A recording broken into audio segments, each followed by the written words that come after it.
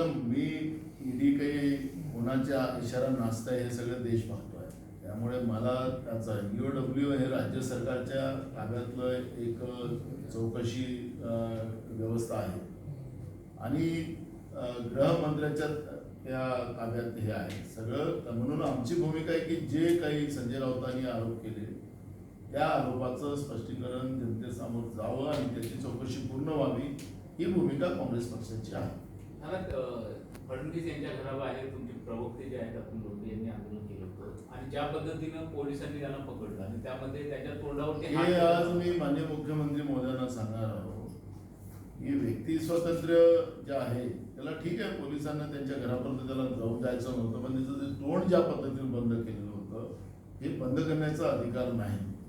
त्याच्यामुळे आम्ही जे कोणी अधिकारी असेल त्याच्यावर कारवाईची मागणी सुद्धा आम्ही त्या ठिकाणी करणार आहोत. जे काही तुमच्या दूरचित्र वाहिनीतून जे काही मला दिसलं होतं हे अक्षरशः त्याचं तोंड दाबत होतं. ठीक आहे, हातपाय पकडून तुम्ही त्याला तुमच्या गाडीत दाबून घेऊन जाऊ शकता, पण याचा अर्थ त्याचं तोंड वागू शकत नाही. त्यांनी तोंड बंद करण्याचं काम केलं.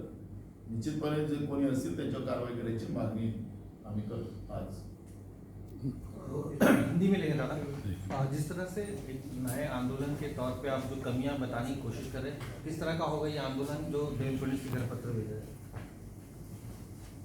नरेंद्र मोदी जी ने कोरोना के समय में जिस तरह से महाराष्ट्र और महाराष्ट्र की जनता ने और कांग्रेस ने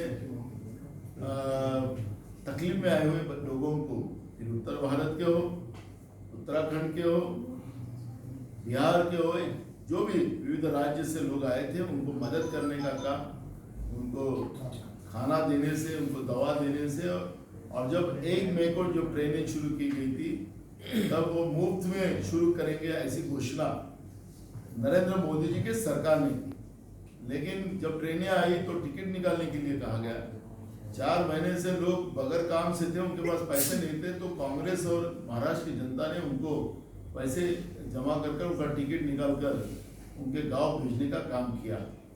जब हजारों किलोमीटर लोग रास्ते से जा रहे थे, लोग मर रहे थे, तब नरेंद्र मोदी जी का और बीजेपी का ख्याल नहीं किया.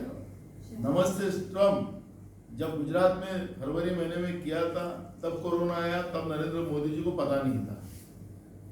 वेस्ट बंगाल से उत्तर भारत में और उत्तराखंड में कोरोना लेके आए, यहाँ के लोग ले जाकर वहां पे चुनाव में प्रचार करे, तब कोरोना है, तब पता नहीं. लेकिन महाराष्ट्र को जानबूझकर छत्रपति शिवाजी महाराज के विचारधारा को, क्योंकि छत्रपति शिवाजी महाराज की विचारधारा दूसरों को मदद करने की थी, तकलीफ में आए लोगों को मदद करने वाली थी, और उसी विचारधारा को लोकसभा में उन्होंने आक्षेप लिया और उसको गुनहगार ठहराया.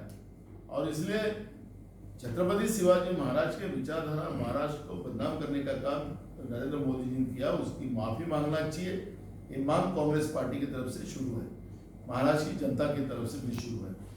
लेकिन हमने जब आंदोलन किया मंत्रियों के, केंद्रीय मंत्रियों के घर के सामने, उनके सांसदों के घर के सामने, तो लोगों को भी तकलीफ, और बीजेपी जिस तरह से इस आंदोलन को एक गुंडाइज्म के माध्यम से दबाना चाहती है, तो हमने एक नया उसमें आज से एक मुहिम शुरुआत में की है. जो छत्रपति शिवाजी महाराज जैसे किसान का भी थोड़ा नुकसान हो जाए तो अंग्रेज को भी माफी मांगने की व्यवस्था उनके दरबार में थी, घुटने लगाकर उनको माफी मांगना पड़ता था. हम नहीं चाहते कि नरेंद्र मोदी जी घुटने टेके हमारे महाराज के सामने, लेकिन वो छत्रपति शिवाजी महाराज के जमाने की बात हम रख रहे हैं.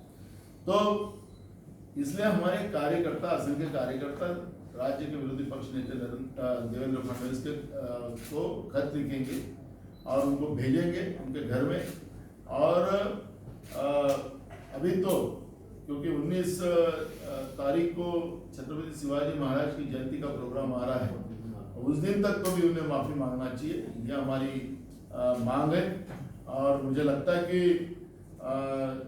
जो मायना लिखा गया है वो तुरंत माननीय प्रधानमंत्री को अवगत करेंगे और नरेंद्र मोदी को अवगत करेंगे और वो माफी मांगेंगे.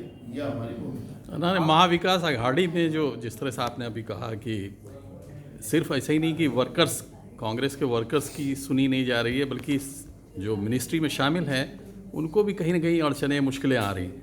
तो ये किस तरह की मुश्किलें हैं, तकलीफ़ें हैं, उसके बारे में बताएं।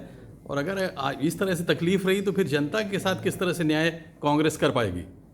देखो, कोलैबोरेशन की सरकार में ये सब प्रॉब्लम होते हैं। अब केंद्र की सरकार तो बहुमत की सरकार है, 303 सांसद है उनके, तो भी वहाँ के मंत्री नरेंद्र मोदी हमारी नहीं सुनते, ये बताते हैं।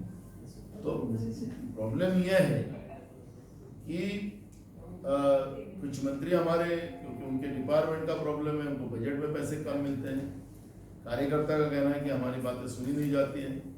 तो इसलिए आज हम मुख्यमंत्री जी के पास जा रहे हैं, 5 बजे उनके साथ मीटिंग है हमारा, और उनके सामने ये सब बातों को अवगत कराएंगे। और 3 तारीख से बजट सेशन शुरू हो रहा है। विधानसभा अध्यक्ष पद का जो हमारा चेयर खाली है, उस अध्यक्ष का भी इसमें ये इलेक्शन हो, ये भी भूमिका रहेंगी और उस प्रोग्राम में वो लाया जाए। तो ये सब बातों के लिए आज माननीय मुख्यमंत्री को 5 बजे हम मिलने वाले हैं। Thank you.